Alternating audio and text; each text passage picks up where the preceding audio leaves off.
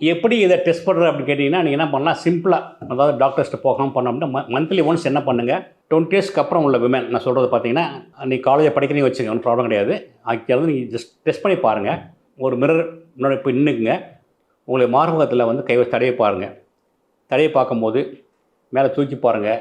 Side left right up and down தடவி பாருங்கள். அப்படியே எங்கேயாவது ஒரு பக்கம் கட்டிமா இருக்கான்னு பாருங்கள். ஒரு லம்ப் இருக்கும், இருக்கான்னு தடவி பாருங்கள். இருந்துச்சுன்னா இது மேபி ஆர் மேபி நாட்.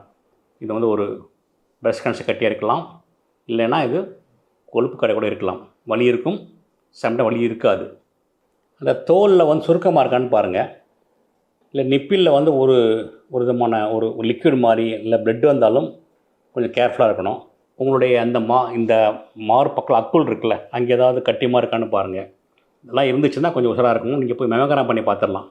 அதில் வந்து உங்களுக்கு துல்லியமாக காமிச்சிடும். மெமோகிராமில் அந்த டெஸ்ட் எடுத்து பண்ணலாம். அல்ட்ராசவுண்ட் போய் பார்க்கலாம். அப்புறம் பயாப்சி பண்ணி பார்க்கலாம்.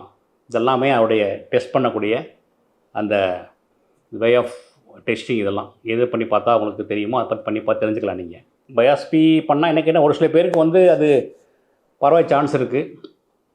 அதனால் அது பார்த்துக்குங்க. அதை இந்த வீடியோவை முழுசாக பார்க்கணுன்னா கமெண்ட்டில் இருக்க லிங்கை கிளிக் பண்ணுங்கள்.